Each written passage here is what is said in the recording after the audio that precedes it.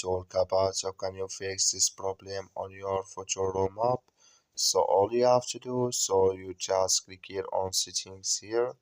So when you click here on settings, it's going to show for you like this here. So then you go down, just keep going down, then you click here on apps. Then you come to apps list here, and here you're looking for Photoroom app, or just click here on search, then here add Photoroom app. It's going to show for you like this, click on it. So then it's going to take you to this list here, click on for stop, then you click on OK. Then you go down, just click here on storage, come to storage list here, just click here on clear cache. Then all you have to do, so you just go to your Play Store, click on it here, then you search here for Photoroom. It's going to show for you like this.